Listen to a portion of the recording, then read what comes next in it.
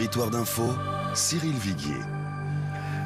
Bonjour et bienvenue dans notre matinale d'info, celle de Sud Radio et de Public Sénat, avec la presse quotidienne régionale. Aujourd'hui, notre invité, c'est Luc Ferry, philosophe, ancien ministre de l'Éducation nationale et auteur de La Révolution transhumaniste. On va en parler dans un instant, avec Véronique Jacquet de Sud Radio. Bonjour Véronique. Bonjour à tous. Et avec Gilles Leclerc de Public Sénat. Bonjour Gilles. Luc Ferry, dans ce livre, vous expliquez comment la techno-médecine et l'ubérisation vont bouleverser le monde et nos habitudes de vie. Est-ce qu'il faut s'en inquiéter? Est-ce que les gens ont des raisons d'être vraiment inquiets? C'est marrant parce qu'en France, c'est toujours la question qu'on pose, c'est toujours la question des freins. L'autre jour, je parlais avec le patron de Google et il me disait, c'est très frappant. Dès qu'on parle d'innovation en France, de nouvelles technologies, les Français pensent protection du citoyen, les Américains pensent service rendu aux consommateurs. Et les mots ont du sens. Je trouve que il m'a dit une phrase, je trouve formidablement intelligente, et c'est exactement ça. Nous, dès qu'on parle de nouvelles technologies, que ce soit d'Uber, d'Airbnb ou de technomédecine, ah, ça y est, c'est Frankenstein, c'est l'horreur. Non, évidemment que ces progrès de la médecine sont absolument formidables. Bien sûr qu'il y a un certain nombre de dangers.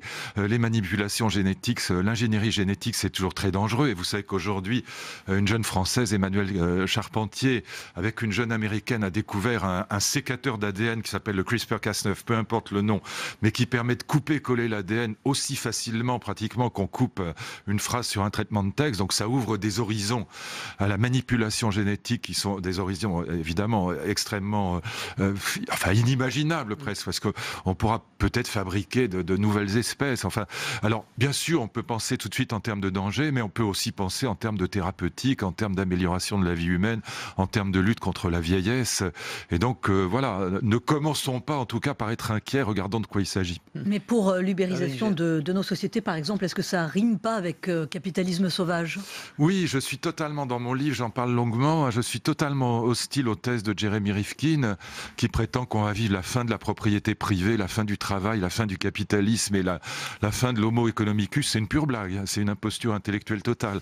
La vérité, c'est que l'ubérisation du monde, là aussi, ça apporte moi, je trouve Uber, c'est formidable, ça apporte des choses tout à fait qui améliorent la vie. Mais en même temps, quand vous prenez par exemple le cas de Airbnb, donc des hôteliers, il est évident que les hôteliers ont tout à fait raison de dire que eux, ils ont d'énormes handicaps, ils ont des normes de lutte contre l'incendie, ils ont des charges sociales, ils ont des salariés, et que évidemment, par rapport à toutes les charges qu'ils ont, les échanges directs entre particuliers, les échanges d'appartements entre particuliers, c'est une concurrence déloyale. Donc la vérité, c'est que ce qu'on vit en ce moment, c'est dérégulation, c'est dumping social et marchandisation d'actifs privés.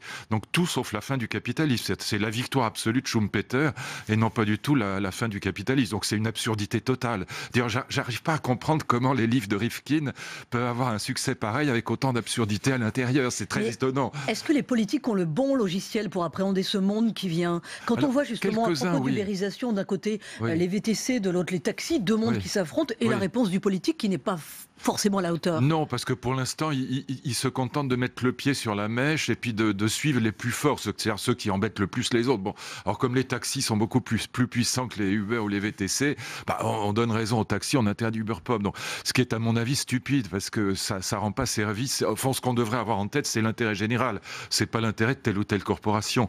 Et je pense que très peu de politiques, il y en a. Je crois qu'il y a Jean-Frédéric Poisson connaît ça très bien. Je pense que je croisais tout à l'heure Hervé Novelli. Je pense que ce sont des choses qu'ils connaissent. Mais globalement, s'il y avait interrogation écrite à l'Assemblée nationale sur objets connectés, big data et nanotechnologie, je pense qu'on aurait des surprises. Donc je pense que nos politiques sont pas encore au niveau sur cette troisième révolution industrielle, parce que c'est de la troisième révolution industrielle. J'ai le cas qui soit pas au niveau, parce qu'on pourrait dire qu'il suffirait de lire votre livre. On rentre dans une campagne présidentielle. Oui. Or, les discours des politiques et le discours des intellectuels, vous et d'autres, il y a un décalage complet. Est-ce qu'il n'y a pas un déficit d'imagination? Il y a un décalage complet, parce que si vous entendez le discours ambiant, c'est en gros république contre communautarisme, c'est laïcité contre théocratie. Enfin bon, tout ça est légitime, mais ce sont des débats du 19e siècle, peut-être même du 18e siècle en vérité.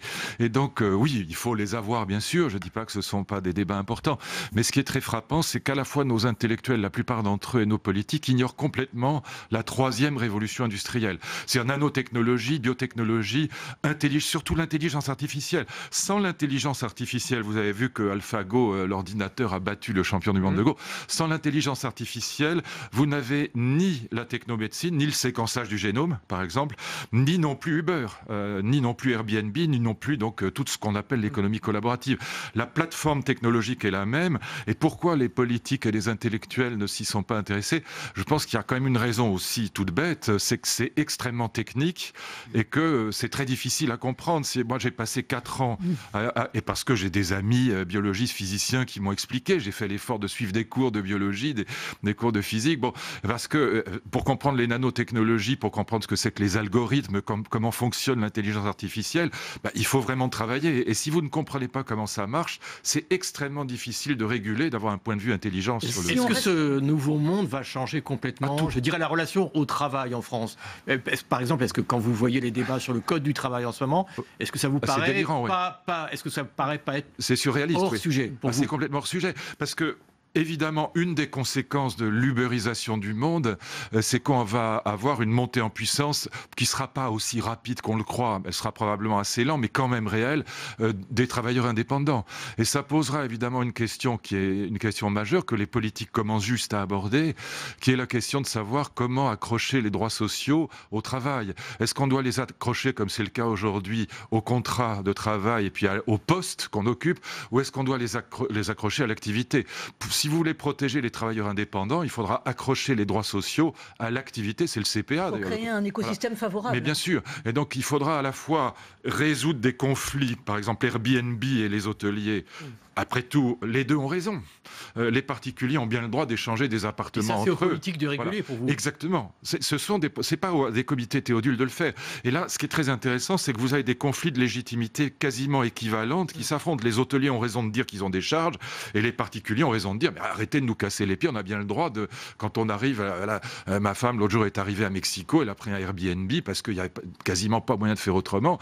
Et c'était formidable. Bon. Alors, si c'est aux politiques de réguler, est-ce qu'un Emmanuel Macron peut incarner cette façon d'appréhender le monde qui vient?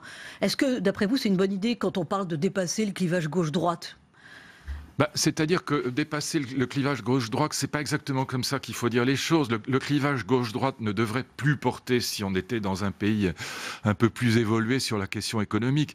Le clivage gauche-droite devrait continuer à exister, mais il devrait plus porter sur la production, mais sur la répartition des richesses.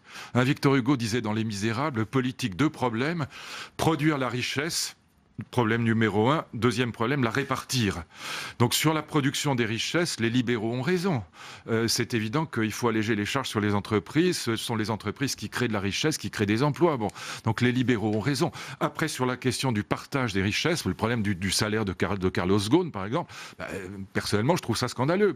Et donc, ce qui vous choque, c'est quoi? C'est la rémunération ou la méthode, alors que les administrateurs avaient dit non? La méthode est scandaleuse et la rémunération aussi.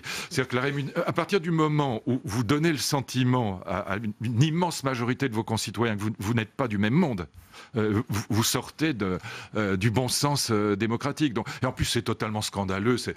Franchement, pour qui il faut se prendre pour se payer à ce point-là? Pour qui se prend? C'est insupportable. Donc je pense que ça exaspère les gens et qu'ils ont raison d'être exaspérés. Parce qu'on n'est plus dans le même bateau, dans ce cas, on n'est plus dans le même monde. Et donc, à quoi ça rime de dire je vaux 500 fois plus qu'un instituteur? C'est honteux. Et donc, il y a un moment où l'échelle des salaires devrait être en effet limitée par la loi. Et donc, Macron a raison de dire ça. Maintenant, c'est extrêmement difficile, évidemment, de passer du discours à la réalité, parce que dès qu'on prend une loi sur ces sujets-là, on peut produire des effets pervers, mais notamment de fuite des grands patrons à l'étranger. Mais enfin, je crois qu'on doit pouvoir trouver des solutions et qu'en tout cas, la question droite-gauche n'est pas du tout morte, mais elle doit porter sur la répartition de la richesse plus que sur la production. Vous soutenez Alain Juppé ? Non, c'est pas la question. Je soutiendrai... Vous l'avez dit quand même, non? Oui, bien sûr, pour l'instant. Quel meilleur rempart face au Front National? Vous avez dit ça. Non, le débat pour moi est le suivant. Oui, pour l'instant, je soutiens Alain Juppé, mais c'est pas une question. Mais évidemment, d'abord, j'ai une question. Est-ce qu'on supprime la loi Najat Vallaud-Belkacem ou pas? Et j'aimerais que Juppé s'engage sur le sujet, parce que pour l'instant, c'est pas clair. Et si on ne supprime pas cette loi, je ne voterai pour personne qui n'annonce pas publiquement qu'il supprime cette réforme du collège, qui est un véritable scandale, qui est une honte absolue. Donc ça, c'est pour moi une pomme de discorde. C'est pas négociable. Donc je veux qu'un candidat s'engage clairement à revenir en arrière sur cette foutue loi qui est vraiment un scandale absolu. Et quand je vois que Hollande se donne un satisfecit sur l'éducation, alors que c'est un scandale, c'est un désastre sur l'éducation. Bon. Et puis il y a une deuxième chose. Oui, pour l'instant, je soutiendrai Juppé parce que c'est celui qui a l'assiette la plus large, électoralement parlant. Je pense que le problème logiciel pour appréhender le monde qui vient, le monde dont vous nous parlez. Peu importe, il peut avec votre livre. Tout le monde peut apprendre. C'est un révolutionnaire transhumaniste, Alain Juppé. Non, c'est pas ça. Le problème n'est pas là. Le problème, c'est que la France aujourd'hui est divisée en 3 tiers. Vous avez un tiers de Front National, un tiers de droite présentable, et puis un tiers de gauche extrêmement pluriel, très très divisé, très fragmenté. Mais en gros, c'est 3 tiers. Ce qui veut dire, si vous y réfléchissez, que le prochain président de la République, dans le meilleur des cas, il n'arrivera là-haut qu'avec, en vérité, si vous comptez les abstentionnistes, avec 20% en gros de votes favorables. Et 20% de votes favorables, ça veut dire que vous courez dans un champ de râteaux. Que vous pouvez prendre un râteau comme Juppé en 95, comme Villepin en 2005, comme El Khomri aujourd'hui. Quand vous avez 80% de la population qui ne vous soutient pas et qu'on est en démocratie, vous n'y arrivez pas. Donc je pense que Juppé, pour l'instant, il a le mérite à droite d'être le seul à élargir l'assiette, au moins jusqu'au MoDem, et j'ai beaucoup d'amis à gauche qui me disent on votera pour lui. Voilà. Et donc je pense qu'il ne s'agit pas, comme le croit Jean-François Copé, simplement de passer en force en disant je vais passer à coup d'ordonnance. Non, les ordonnances c'est peut-être très bien, mais si on a une assiette large.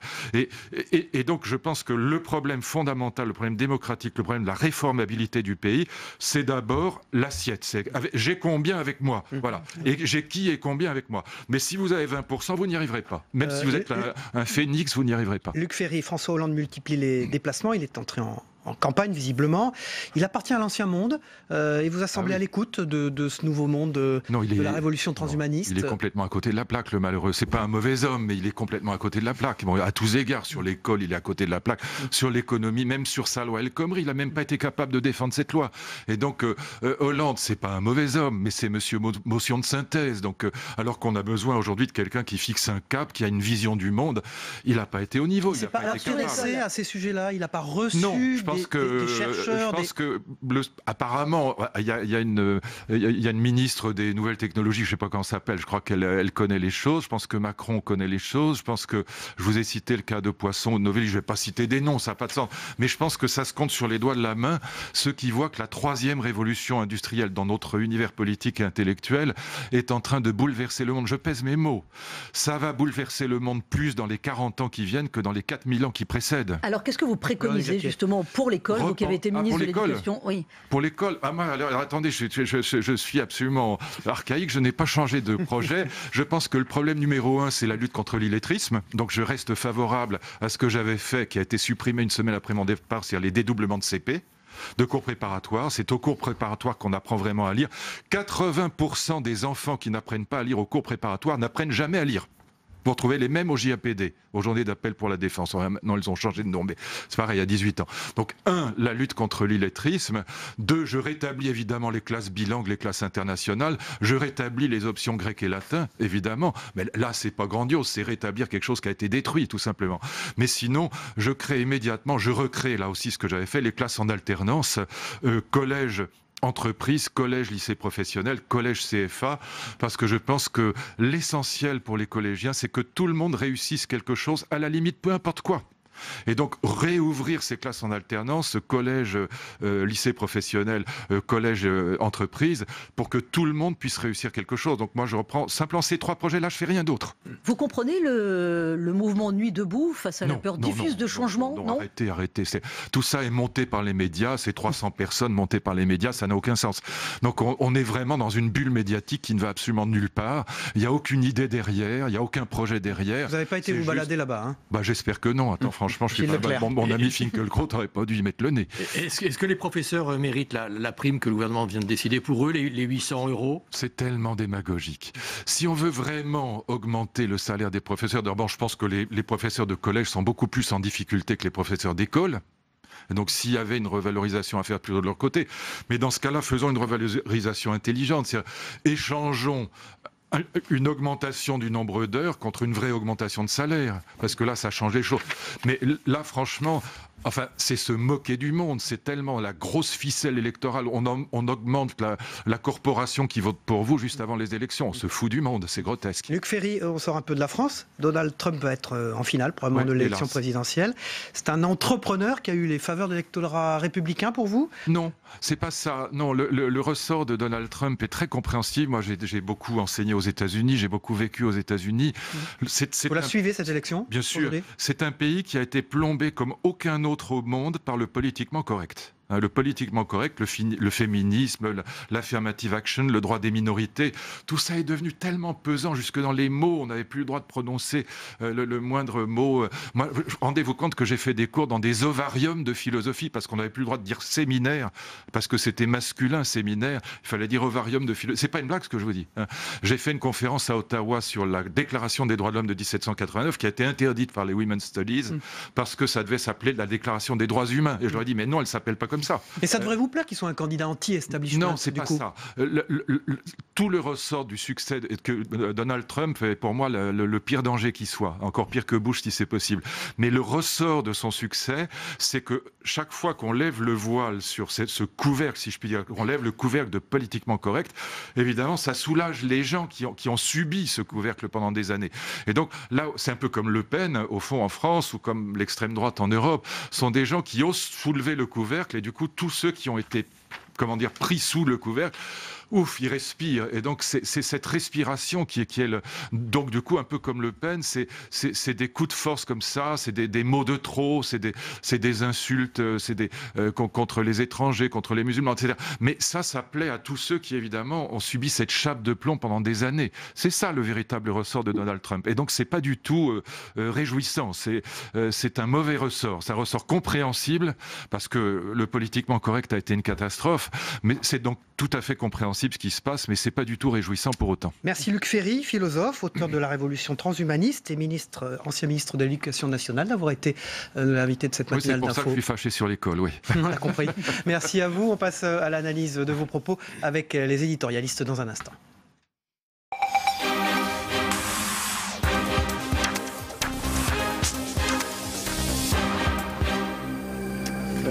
Voilà, aujourd'hui j'accueille Yves Tréhard du Figaro et Nathalie Moret du Progrès de Lyon. Bonjour Nathalie. Bonjour à vous. Yves.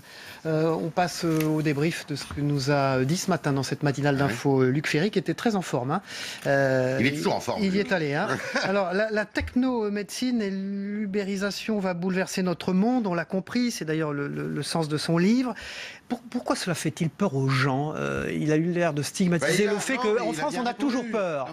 On n'a pas toujours peur en France, c'est normal que ça angoisse les gens. C'est aussi la thèse de Luc Ferry, et il a raison, c'était aussi la thèse de Claude Allègre, qui connaît bien. C'est que les Français ont peur du progrès. C'est ça qui est extraordinaire, c'est qu'on a eu un 19e siècle qui épousait le progrès. Là, je dirais, pour employer un mot qu'on met à toutes les sauces, la République s'est développée en France sur l'idée républicaine, sur le progrès, comme quoi l'homme allait pouvoir faire de plus en plus de choses, vivre de plus en plus longtemps, maîtriser son destin. Et aujourd'hui, eh bien, par je ne sais quel obscurantisme qui a d'ailleurs été inoculé dans notre pays beaucoup par les écologistes et par une certaine forme de militantisme écologiste, eh bien, on s'est mis à avoir peur du progrès. Alors, dès qu'il y a quelque chose de nouveau dans notre pays, mais c'est vrai aussi sur le plan des mécanismes économiques, c'est pas uniquement vrai dans le domaine scientifique, eh bien, les Français prennent peur.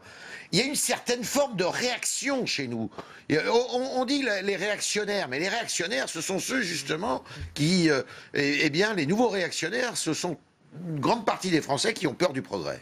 Nathalie Moret. Alors je dirais que Yves a en partie raison, mais je suis désolée, cher Yves, en partie seulement. Moi, je pense qu'il y a beaucoup de Français qui n'ont pas peur, qu'il y a beaucoup de Français qui ont envie de faire des choses, qui ont envie de créer, qui savent exactement ce que décrit Luc Ferry dans son livre sur l'ubérisation incroyable qui nous arrive en matière de médecine, etc., et qui va bouleverser notre vie et notre façon de travailler dans les 20 prochaines années. Il y a aussi, contrairement à ce que Luc Ferry dit, des hommes politiques qui sont complètement conscients de ce qui est en train de se passer. Et par exemple, c'est complètement la thèse de Nathalie Kosciusko-Morizet dans son livre, pour parler de quelqu'un qui est de son bord, mais pas seulement. À gauche aussi, il y a des gens qui en sont conscients. Donc oui, il y a des gens qui ont peur, parce que le progrès, effectivement, peut effrayer, mais il y a des gens qui ont envie d'avancer et qui ont envie de créer. Il y a une part de responsabilité des médias aussi. Complètement. Parce que c'est vrai que le débat politique aujourd'hui, et je crois qu'il l'a dit Luc Ferry tout à l'heure, on a l'impression vous ouvrez la télévision ou vous ouvrez un journal, on a l'impression qu'on est au 19e siècle, on est encore là en train de parler de thèmes qui sont complètement dépassés d'ailleurs, si on se met dans le chaudron international et le chaudron mondial. C'est-à-dire que si on veut nous autres, nous en sortir, eh bien, il faut essayer justement d'épouser, d'adapter à notre société tous ces progrès qui se font jour. Il faut les laisser s'installer. Et comme disait Hervé Novelli, que vous avez reçu hier, il ne faut pas faire de la prévention. Il ne faut pas réguler avant. Il faut réguler un peu comme les Américains une fois que les choses sont là. Il faut, pour voir comment ça se place, ça s'établit, des choses comme ça. Donc, les débats politiques qu'on a, et on est responsables, nous autres journalistes, en grande partie, eh bien, ces débats politiques ne vont pas suffisamment vers l'avenir, vers la prospective. Luc Ferry, ce matin, il a aussi stigmatisé le clivage gauche-droite, en disant qu'au fond, il n'existe plus, quoi. Non, il n'a pas tout à fait dit ça. Il est mal compris. Non, il n'a pas tout à fait dit ça. Mal compris, il a dit il est mal compris. C'est son contraire. Non, il n'a pas dit ça. Il a dit que le clivage gauche-droite continuait à exister sur des sujets comme l'école, comme d'autres sujets, des sujets, je dirais, des thèmes de société, mais qu'en revanche... Il devrait porter sur la production des richesses. Mais exactement. Et non, la production des richesses, c'est une chose acquise. C'est comment on redistribue. Quand vous lui avez posé la question, justement, du salaire du PDG de Renault, là il était outré. Il était outré. C'est dans la redistribution. Victor Hugo, dans Les Misérables, il dit deux choses, produire et redistribuer. Et comment on fait, justement, dans ces deux étapes. La production, on sait ce qu'il en est. Alors François Hollande, la jeunesse lui tourne le dos, on le voit dans toutes les études, Nathalie Moret. Il n'est pas très révolution transhumaniste compatible, c'est ça son problème ? Je ne suis pas complètement d'accord avec vous. C'est une question. Je ne suis pas complètement d'accord avec vous. Moi, je pense qu'il s'est passé un truc important. C'est mardi, c'est le discours de François Hollande devant un public de gauche bien enthousiaste. Fondation Jean Jaurès, au Théâtre du Rond-Point. Mais effectivement, ce qui était intéressant dans ce discours, c'est qu'il a refait le récit de son quinquennat, ce qui manquait quand même singulièrement parce que ça manquait de cohérence. Et là, on voit qu'il a réussi à trouver les deux bouts. Il a réussi, je vous assure, Yves. Relisez le texte, c'est assez intéressant. Et du coup... voilà, vous m'avez fait perdre le fil. Et du coup, on voit qu'il a une vision de la société assez juste, et justement sur l'ubérisation de la société, on voit qu'avec sa fameuse synthèse, ça on peut en discuter, est-ce qu'on est pour, on est contre, mais effectivement, son ambition est de faire le lien entre le monde d'hier, qu'il qualifie d'archaïsme, et le monde de demain, dont il a bien conscience qu'effectivement, il peut effrayer une partie, et même une grande partie de son électorat. Donc non, moi je Luc Ferry n'a pas eu l'air de le considérer et de le mettre dans la case des modernes. Et le gros problème de François Hollande, c'est que c'est un commentateur de sa propre action et du théâtre politique. C'est pas un acteur, c'est pas quelqu'un... Le problème de Hollande, et on le voit bien depuis qu'il est président de la République, c'était le cas quand il était premier secrétaire, c'est qu'il est toujours dans l'hésitation, il cherche tout le temps le compromis, il cherche tout le temps la synthèse, et à force de chercher la synthèse, vous rendez un brouillon qui n'en finit plus. Et c'est le problème de François Hollande, c'est que François Hollande, il n'arrive pas à trancher, il n'arrive pas à donner des caps. Mais il le sait, parce que, attendez, il est bougrement intelligent, François Hollande, il est pas fou, mais c'est un grand commentateur, ça aurait été un bon journaliste. Hier, on avait Hervé Novelli, un entrepreneur qui est en politique, qui y a été, qui peut-être pourrait y revenir. Aujourd'hui, on avait avec Luc Ferry un philosophe qui est en politique, qui y a été, qui pourrait peut-être y revenir. Et pourtant, ces profils-là, ça marche jamais en France. Il n'y a pas d'exemple de réussite énorme en politique. Alors, je ne vais pas prendre la comparaison avec Donald Trump, qui est un entrepreneur qui est en finale des élections américaines. Vous voyez, ces deux émissions qu'on a écoutées tous les deux, ces deux émissions... Mais pourquoi ça ne marche pas? Pourquoi ça prend pas? Pourquoi la greffe? Ça donne de l'air. Pourquoi la greffe ne prend pas? Mais parce que, vous savez, quand vous êtes à la tête, par exemple Luc Ferry, quand vous êtes à la tête d'une administration gigantesque, le fameux mammouth, vous êtes mangé, vous avez beau avoir des idées original, de voir clair, vous êtes mangé et aspiré par une administration qui vous rattrape. Et ça, pour maîtriser et pour dompter cette administration, il faut souvent être un grand professionnel de la politique pour connaître les us et les coutumes et les codes. Nathalie Moret. La deuxième raison, c'est que les institutions, actuellement, ne permettent pas l'émergence de ce genre de personnalité. Absolument. En revanche, moi, je suis persuadée que tout le monde en est bien conscient, c'est qu'il faut un petit peu d'air frais dans cette vie politique. Et je pense que ça va être un grand débat dans l'année qui vient, et peut-être que ça va changer dans les années qui viennent. Et c'est le succès d'Emmanuel Macron. C'est pour ça qu'il aujourd'hui... Il y a toujours eu des phénomènes médiatiques comme Emmanuel Macron, donc attendons de voir si c'est un vrai phénomène. C'est pas lui le moderne. Non, on n'en sait rien, on ne va pas lui faire cette injure, mais attendons. Merci Yves Tréhard du Figaro, merci Nathalie Moret du Progrès. On se retrouve évidemment bientôt pour une nouvelle matinale d'infos et les programmes continuent sur Public Sénat toute la journée. Merci à tous.